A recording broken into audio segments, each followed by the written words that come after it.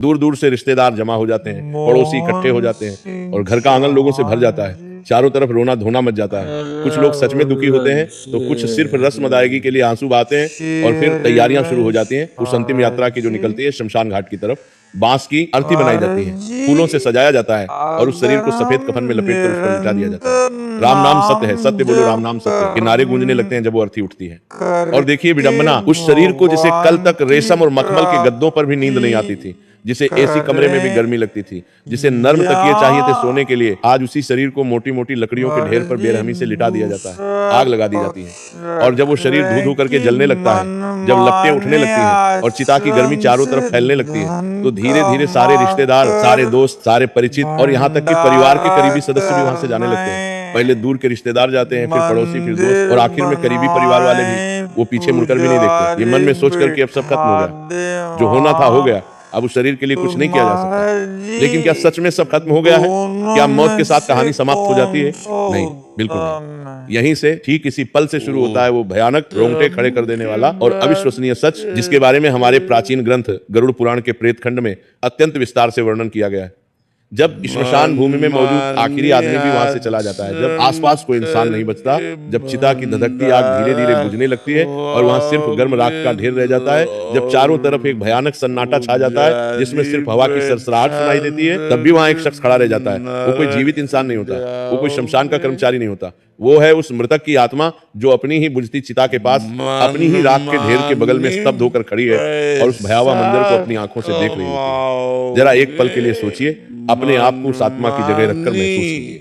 वो आत्मा जो कुछ ही घंटे पहले, बल्कि कुछ पल पहले तक उस शरीर के अंदर थी, जो उस शरीर को अपना असली घर मानती थी, जो हर सांस के साथ उस शरीर में धड़कती थी, आज वो उसी शरीर को राख के काले धूसर ढेर में तब्दील होता हुआ देख रही है। उसे विश्वास ही नहीं होता कि ये सब सच में हो रहा है। उसे लगता है जैसे कोई बुरा सपना है जिससे वो जागना चाहती है लेकिन जाग नहीं पा रही। वो सोचती है कि जिस शरीर को मैंने पूरी जिंदगी इतने प्यार से संवारा, सजाया, सुबह उठकर जिसे नहलाया, महंगे साबुन लगाए, खुशबूदार तेल मला, जिसे भूख लगने पर स्वादिष्ट खाना खिलाया, प्यास लगने पर शीतल जल पिलाया, ठंड लगने पर गर्म कपड़े पहनाए, धूप से बचाया, बारिश से बचाया, जिस चेहरे को रोज आईने में देखकर मुझे गुरूर होता था, जिन आंखों से मैं दुनिया देखती थी, जिन हाथों से मैं काम करती थी, वो सब अब सिर्फ एक मुट्ठी राख बनकर रह गया। वो राख जो हवा के झोंके से उड़ रही है, जिसमें अब कोई पहचान नहीं बची, कोई सुंदरता नहीं बची, कुछ भी नहीं बचा। गरुड़ पुराण बड़ी स्पष्टता से कहता है कि दाह संस्कार के ठीक बाद का 1 घंटा, वो 60 मिनट का समय आत्मा के लिए सबसे अधिक कष्टदायी, सबसे ज्यादा डरावना, सबसे ज्यादा पीड़ादायक और सबसे अधिक भारी होता है। ये वो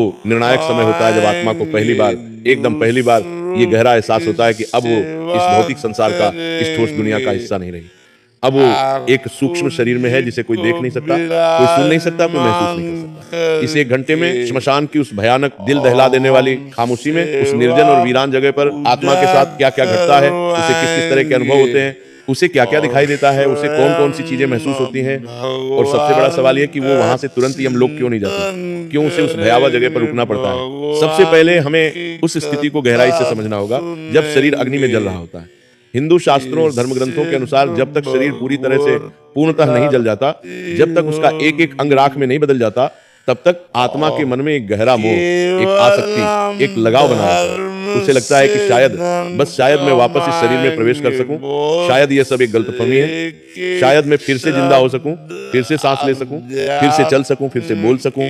वो आत्मा बार बार बेचैनी से उस जलते हुए शरीर के पास जाती है, उसके चारों तरफ चक्कर लगाती है, उसे छूने की कोशिश करती है, लेकिन आग की भयंकर तपन, उसकी जलती लपटें और यमदूतों का अदृश्य पाश, उनकी अदृश्य रस्सियां उसे उस शरीर में घुसने नहीं देती, वापस धकेल देती हैं। वो असहाय होकर देखती है कि कैसे उसकी त्वचा काली होकर जल रही है, कैसे उसकी हड्डियां तपकर चटकने की आवाजें कर रही हैं, कैसे उसका पूरा शरीर विकृत होता जा रहा है। ये दृश्य उसके लिए किसी प्रलय से, किसी महाविनाश से कम नहीं होता। यह उसकी अपनी आंखों के सामने घटित होने वाला सबसे भयानक अनुभव है। और फिर आता है वो सबसे दर्दनाक, सबसे पीड़ादायक पल, जिसे कपाल क्रिया कहते हैं।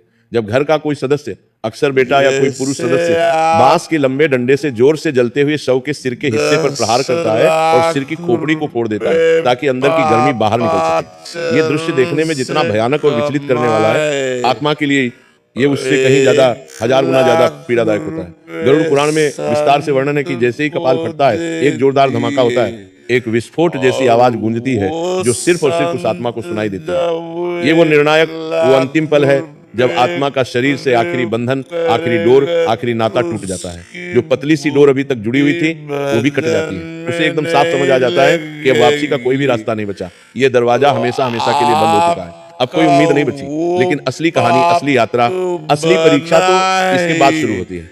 जब कपाल क्रिया पूरी हो जाती है और शरीर पूरी तरह जलकर राख और खाक हो जाता है, तब हिंदू परंपरा और नियम के अनुसार घर वाले और सभी रिश्तेदार वहां से लौटने की तैयारी करने लगते हैं।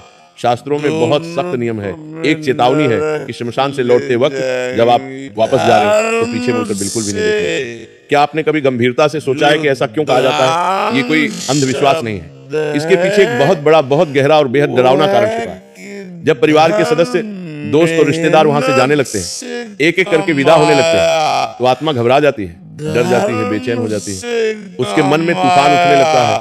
उसे समझ नहीं आता कि लोग, मेरे अपने लोग, मुझे इस सुनसान, इस वीरान, इस डरावनी और भयानक जगह पर बिल्कुल अकेला छोड़कर कहां जा रहे हैं, क्यों जा रहे हैं। वो पूरी ताकत से चिल्लाती है, जोर जोर से आवाज देती है कि रुको रुको, मुझे भी साथ ले चलो, मैं भी तुम्हारे साथ घर चलूंगा, मुझे यहाँ अकेला मत छोड़ो, मैं यहाँ अकेला नहीं रह सकता, मुझे बहुत डर लग रहा है, मुझे बहुत अकेलापन महसूस हो रहा है। लेकिन उसकी आवाज, उसकी चीख, उसकी पुकार किसी को सुनाई नहीं देती, क्योंकि अब वो आवाज हवा में गूंजने वाली सामान्य ध्वनि नहीं है, बल्कि एक सूक्ष्म कंपन है, एक आध्यात्मिक आवृत्ति है जो सिर्फ सूक्ष्म जगत में सुनाई देती है। वो आत्मा निराश होकर बेचैनी से दौड़ती है, अपने बेटे को पकड़ने की बेताब कोशिश करती है, अपनी पत्नी, अपने पति को जोर जोर से आवाज देती है, उनके कंधे पकड़ने की कोशिश करती है, उनके कपड़ों को खींचने की कोशिश करती है।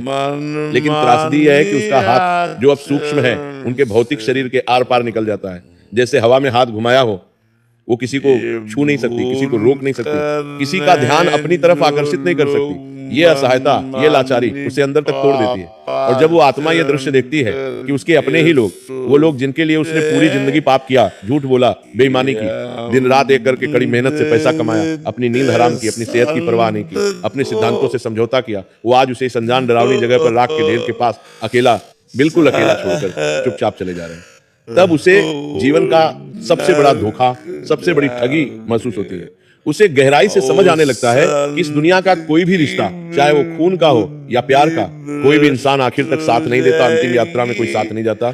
सब मतलब के साथी थे, स्वार्थ के साथी थे। जब तक शरीर था, जब तक पैसा था, जब तक ताकत थी, तब तक सब साथ थे।